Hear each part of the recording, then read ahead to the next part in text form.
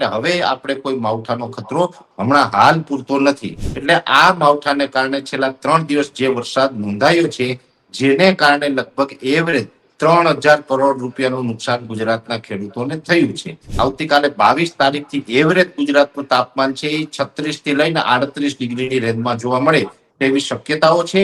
એટલે 28, 29, 30 માર્ચ દરમિયાન ફરીથી ગુજરાતના હવામાનમાં અમુક જગ્યાએ પલટો જોવા મળશે, વાદળછાયું વાતાવરણ જોવા મળશે અને એકદમ છૂટા છવાયે 1, 2 કે 5 સેન્ટરની અંદર સામાન્ય ઝાપટા નોંધાય તેવી શક્યતાઓ છે. એમાં મોટું કોઈ માવઠું નહીં થાય. નમસ્કાર, સ્વરાજમાં આપનું સ્વાગત છે. હું મયુર વાત કરવી છે હવામાનને લઈને, કારણ કે જે પ્રમાણે હવામાન નિષ્ણાંત પરેશભાઈ ગોસ્વામી છે તેમને જે આગાહી કરી હતી 19 થી 24 જે કમોસમી વરસાદ પડશે, તે પ્રમાણે અનેક જિલ્લાઓ એવા છે કે જ્યાં કમોસમી વરસાદ પડ્યો છે અને ખેડૂતોને પણ મોટા પ્રમાણમાં નુકસાન થયું છે. પરંતુ આગામી દિવસોની અંદર કેવા પ્રકારનું વાતાવરણ રહેવાનું છે, વેધર શું કહે છે, તેમને લઈને આપણે ચર્ચા કરવી છે. ને આપણી સાથે જોડાયા છે હવામાન નિષ્ણાંત પરેશભાઈ ગોસ્વામી. સર, સ્વાગત છે આપનું સ્વરાજમાં.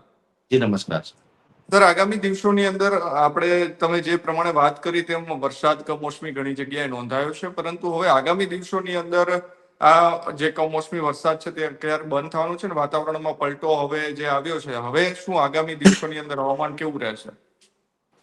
મયુરભાઈ, જોવા જઈએ તો ખાસ કરીને જે રાજ્યની અંદર 18, 19 અને ગઈકાલે 20 તારીખે પણ અનેક વિસ્તારની અંદર માવઠાના વરસાદ જોવા મળ્યા છે.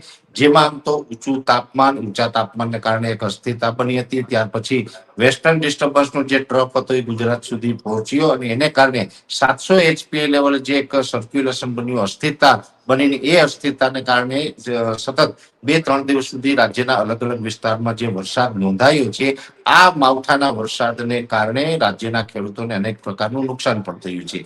જેમાં જોવા જઈએ તો અનેક જગ્યાએ થંડરસ્ટોર્મ એક્ટિવિટી થઈ હતી. જે વિસ્તારમાં થંડરસ્ટોર્મ એક્ટિવિટી થઈ ત્યાં ગાજવીજ અને પવનનું પ્રમાણ થોડુંક વધારે જોવા મળ્યું હતું. એને કારણે નુકસાન થયું છે. એમાં ઘઉંનો પાક હોય, શાકભાજીનો પાક હોય, બીજા અન્ય પાકો છે, સાથે સાથે બાગાયતી પાકો છે, એમાં પણ ખાસ કરીને જે આંબાના બગીચાઓ છે એમાં ખૂબ મોટું નુકસાન થયું છે. એટલે આ માવઠાને કારણે છેલ્લા 3 દિવસ જે વરસાદ નોંધાયો છે, જેને કારણે લગભગ એવરેજ 3000 કરોડ રૂપિયાનું નુકસાન ગુજરાતના ખેડૂતોને થયું છે.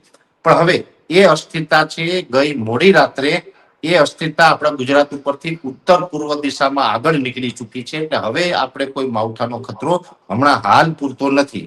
એટલે આપણે માવઠાના ખતરામાંથી બચી ગયા છે. પણ હવે આ જે અસ્થિરતા હતી એને કારણે આપણે હાઈ લેવલના વાદળ અમુક જગ્યાએ જોવા મળશે. હાઈ લેવલના વાદળ એટલે રાજ્યના લગભગ 40-50% વિસ્તાર એવા હશે કે ત્યાં વાદળ જોવા મળે. જોકે માવઠું નહીં થાય, ભલે વાદળ હશે, એનાથી ડરવાનું નથી. કેમ કે હવે પછીના જે વાદળ છે એ હાઈ લેવલના છે, એની ઊંચાઈ વધારે છે અને એ વરસાદના રૂપમાં અસર કરે એવી એમાં કોઈ ક્ષમતા નથી.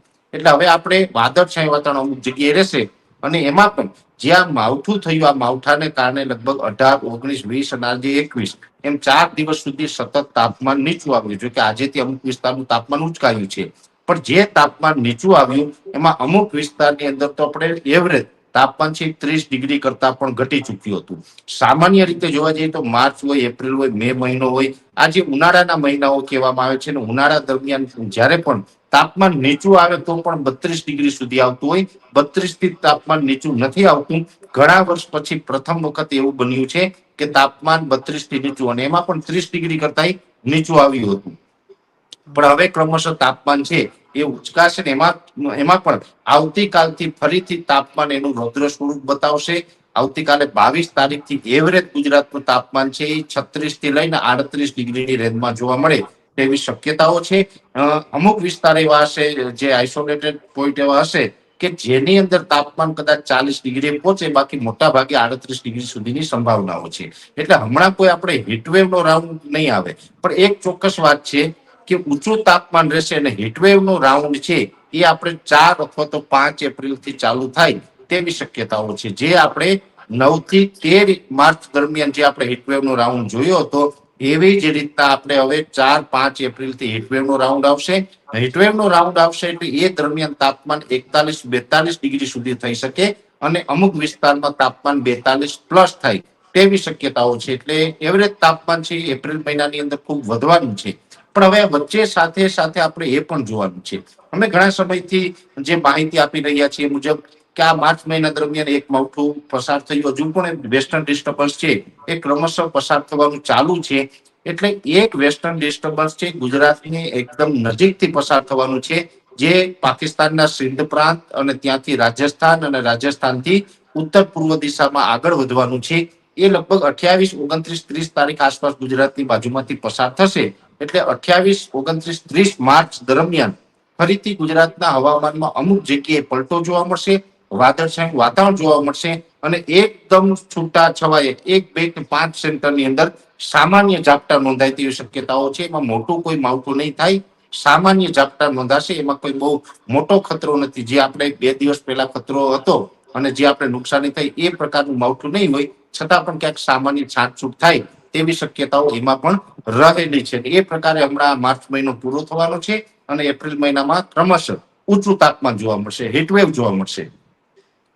સ્વાભાવિક રીતે દર વર્ષે 5 જેટલા રાઉન્ડ છે હીટવેવના આવતા હોય. આ વર્ષે બની શકે કે હીટવેવના 2 રાઉન્ડ વધુ આવે અને 7 જેટલા રાઉન્ડ હીટવેવના આવે અને 2026 નો જે ઉનાળો છે એ ગયા વર્ષે એટલે કે 2025 કરતા થોડોક વધુ આકરો રહે તેવી શક્યતા હાલ અમે માની રહ્યા છીએ. સર, તમે કહ્યું 28, 29, 30, તો કયા જિલ્લાઓમાં આ માવઠા પડવાની શક્યતાઓ છે?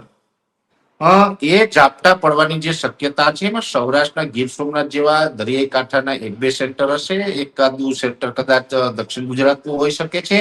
બાકી કચ્છના જે પાકિસ્તાન બોર્ડરે આવેલા જે ગ્રામ્ય વિસ્તારો છે એ વિસ્તારો અને ઉત્તર ગુજરાતમાં જે રાજસ્થાન બોર્ડરે આવેલા ગ્રામ્ય વિસ્તાર હશે, એમાં વાવ, થરાદ હોય, ધાનેરા હોય, પાંથાવાડા છે કે વગેરે, એ વિસ્તારોમાં કદાચ સામાન્ય છાંટછૂટ થાય અને હળવા ઝાપટા પડે અથવા તો વાતાવરણમાં પલટો આવે તેવી શક્યતાઓ છે.